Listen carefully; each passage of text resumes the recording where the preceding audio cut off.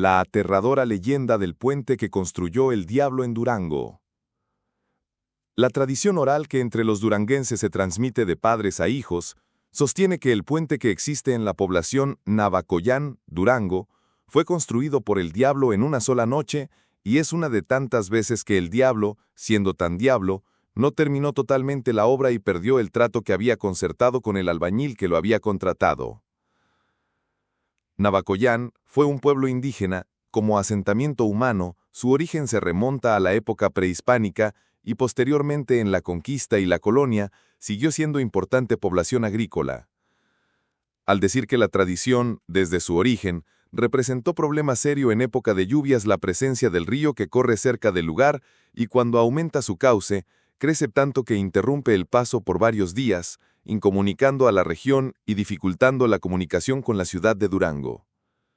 Parece ser que desde los tiempos prehispánicos se improvisaron puentes frágiles con troncos de árbol, los cuales nunca garantizaban seguridad de servicio eficiente.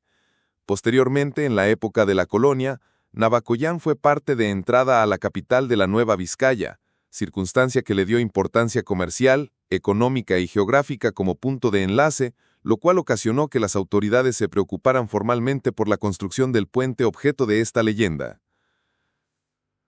La falta en ese tiempo de la ingeniería civil como disciplina encargada de calcular resistencias, capacidad de carga, extensión de cobertura y demás elementos que determinan la mayor eficacia en la construcción de un puente como medio de comunicación, ocasionaban que en ese lugar se construyeran cada año en época de secas un puente que representaba grandes costos y fuertes erogaciones para los dueños de la hacienda y en cada época de lluvias era arrollado por la corriente y destruido en su totalidad.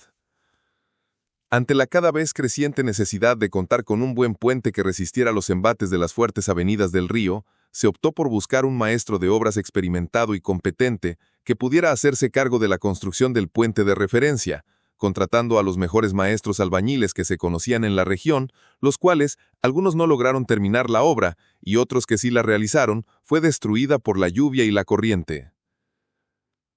Para superar aquel problema que parecía imposible, se optó por contratar un experimentado constructor de puentes traído de la ciudad de Zacatecas, quien tenía fama de haber realizado obras de tal naturaleza con mucho éxito. En virtud a que tantos constructores habían fallado en el cumplimiento del contrato y de la obra, el hacendado estableció con el nuevo maestro albañil condiciones muy concretas, como fueron el hecho de que tal puente debería terminarse para una fecha determinada antes de que se iniciaran las lluvias, y si no se cumplía esa condición, el constructor perdía trabajo y dinero invertido en la obra, y el hacendado quedaba liberado de toda obligación para pagar el costo convenido por la construcción. Aceptadas las condiciones, se puso mano a la obra contratando maestros, aprendices y oficiales de albañilería, así como acarreo de piedra y demás materiales que requería aquella enorme construcción. Aunque aparentemente todo se había calculado con precisión, hubo imprevistos que retrasaron el trabajo y cuando el tiempo establecido en el contrato estaba por vencerse, la obra llevaba un retraso de un 75% y resultaba materialmente imposible terminarla en el plazo convenido. Para el hombre serio y honesto consigo mismo, la palabra debe ser norma invariable de cumplimiento en sus compromisos, por lo cual, lo que se trata de palabra, debe ser un valor humano de primer orden. Así lo consideró el maestro constructor de quien al mirar que el tiempo transcurría y resultaba humanamente imposible dar cumplimiento a su compromiso contraído, se preocupó tanto que se pasaba los días y las noches sin comer y sin dormir, pensando que la fatalidad lo había vencido y no terminaría en la fecha convenida, circunstancia que lo hacía perder mucho dinero y trabajo invertido, y lo que le parecía más grave, perdía su honor al faltar al cumplimiento de su palabra empeñada. Cuando el ser humano se encuentra abrumado por la impotencia y cercado por la adversidad, recurre a lo sobrenatural, pidiendo la realización de un milagro, o bien a la concurrencia de fuerzas mágicas que sean capaces de hacer lo que el hombre está imposibilitado para realizar. Esos momentos de impotencia y irrealidad dan origen a los sueños, la fantasía y la imaginación creadora, que genera a la fe, a la creación extraordinaria y a las grandes ideas que mueven al mundo y han dado origen a las grandes empresas. En el caso del albañil, se dice que en el momento supremo de su angustia y desesperación, manifestó que por tal de no quedar mal en el compromiso contraído y cumplir su palabra de honor, estaba dispuesto a entregar su alma al diablo si es que le ayudaba a construir aquel puente. Tanto fue el poder mental de su concentración y comunicación hacia el infinito, que en ese preciso momento se presentó ante aquel hombre un curro vestido de negro, quien le ofreció su ayuda a cambio de disponer del albañil en cuerpo y alma. Se cerró el compromiso cuando el sol ya había ocultado, y llegó la noche. El albañil, ansioso de presenciar la obra que realizaría el diablo y los recursos que iba a emplear para terminar en una noche aquel puente, que representaba meses de trabajo, no se desprendió del lugar y sintió profunda desconfianza cuando advirtió que las horas transcurrían y el trabajo no se iniciaba. Descorazonado por el incumplimiento del compromiso, ya se sentía derrotado cuando llegaron las 12 de la noche y cantaron los gallos uno a uno.